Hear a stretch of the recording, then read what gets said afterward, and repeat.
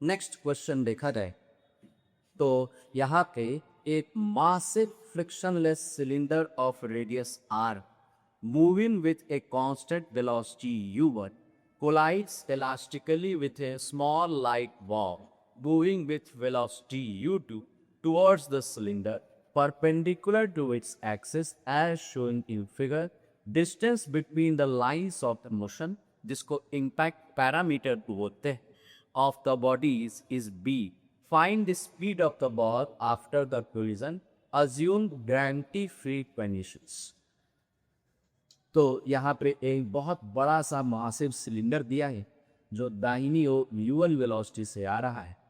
यहाँ पे एक हल्का पार्टिकल दिया है जो बाई ओर u2 वेलोसिटी से आ रहा है और दोनों के लाइंस ऑफ मोशन के बीच में, दोनों के सेंटर्स के लाइंस ऑफ मोशन के बीच में डिस्टेंस b का दिया हुआ है।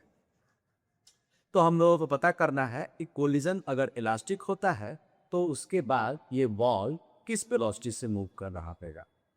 हम वो पहले सेंटर के ऊपर जाकर के तय चाहिए।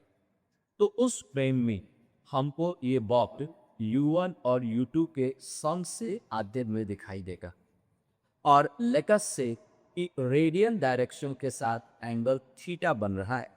तो इसकी वेलोसिटी का रेडियल डायरेक्शन में कंपोनेंट होगा u1 plus u2 cos theta और परपेंडिकुलर डायरेक्शन में कंपोनेंट होगा u1 plus u2 sine theta.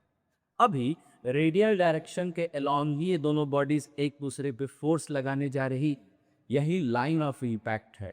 और इस डायरेक्शन में इलास्टिक कोलिजन की थ्योरी कहती है कि चूंकि ये बहुत मासिव सिलेंडर में ये बॉल जितनी वेलोसिटी से आया उतनी वेलोसिटी से बाउंस करके निकल जाएगा।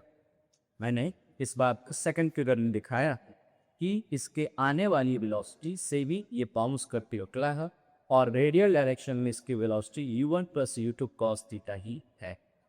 और perpendicular to line of impact कोई फोर्स डेवलप नहीं हुआ है। उस डायरेक्शन में इस बॉल का मोमेंटम चेंज नहीं होगा, उधर कोई फोर्स इस पे नहीं लगा है, यानी perpendicular to line of impact इसकी velocity u1 plus into sine theta की ही रहेगी। इसको भी मैंने इस फिगर में दिखा दिया। तो अगर आप नोट करें तो रेडियल डायरेक्शन में u1 plus u2 cos theta की वेलोसिटी है, टेंजेंशियल डायरेक्शन पे u1 plus into sine theta की वेलोसिटी है और इनका अगर रिजल्टेंट लिया जाए तो आपको नेट वेलोसिटी डायगोनल के अलोंग u1 प्लस u2 की मिल जाएगी। और तो ये नेट वेलोसिटी रेडियल डायरेक्शन के साथ थीटा ही एंगल बनाते हैं विद फोर्स। कैसे मैं कह रहा हूँ, आप यहाँ पे ये फिगर देखिए कि रेडियल डायरेक्शन में वेलोसिटी है u1 plus u2 cos theta और टेंजेंशियल डायरेक्शन में वेलोसिटी है u1 plus u2 sine theta. तो इनका रिजल्टेंट हम लोगों को इधर मिलेगा और आप इसका एंगल निकालिए चलिएगा तो परपेंडिकुलर बटा बेस करने से इस एंगल का टेन साइन बाई कॉस मिलेगा, यानी ये एंगल थीटा की मिल जाएगा। इसके अलावा ये जो वेलोसिटी आई है रेडियल डायरेक्शन के साथ थीटा एंगल पे, ये वेलोसिटी तो सिलेंडर के फ्रेम में, अगर हम लोग ग्राउंड फ्रेम को उतर करके देखें तो हम लोगों को सिलेंडर की वेलोसिटी को भी ऐड करना पड़ेगा। ये सिलेंडर की वेलोसिटी दाहिनी ओर u1 की है, ठीक है। ये भी रेडियल डायरेक्शन से थीटा एंगल भी होगी। मैं ऐसे कह रहा हूं कि इस फिगर में हम लोगों ने रेडियल डायरेक्शन का दाहिनी बाएं साइड के डायरेक्शन से थीटा एंगल नाम माना था, तो वर्टिकली अपोजिट एंगल्स इक्वल होते हैं, ये एंगल भी थीटा। अगर हम लोग अब इस बॉल की नेट वेलोसिटी पे विचार करें तो एक वेलोसिटी इधर u1 है, एक वेलोसिटी इधर u1 प्लस u2 है और दोनों वेलोसिटीज के बीच का एंगल टोटल 2 थीटा का दिखाई दे रहा था। और हम लोगों को बॉल की वेलोसिटी इन्हीं दोनों वेक्टर्स के रिजल्टेंट से निकालना है।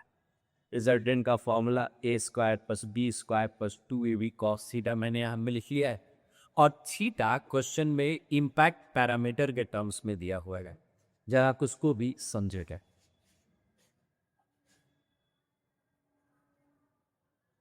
तो यहाँ पे मैंने लिखा है कि सिलेंडर पे ये बॉल काका पे यहाँ से टकरा रही है, तो दोनों के सेंटर्स के बीच का ये वाला डिस्टेंस b दिया है, सिलेंडर का रेडियस r दिया, तो रेडियल डायरेक्शन के साथ वेलोसिटी का बनने वाला एंगल थीटा हम लोग साइन थीटा इज इक्वल की बी बाई आर से लिख सकते हैं।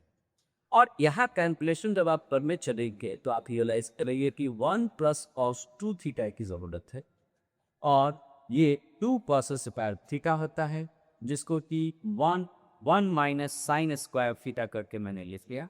2 का फैक्टर वैसे ही छोड़ा है और कॉस स्क्वायर मैंने 1 माइनस साइन स्क्वायर करके लिख लिया है। तो 1 प्लस कॉस 2 थीटा की ये वैल्यू हम प्लग इन की जा रहा है, तो कि ये हम लोग को बहुत ही फाइनेट स्पीड मिल जाती है।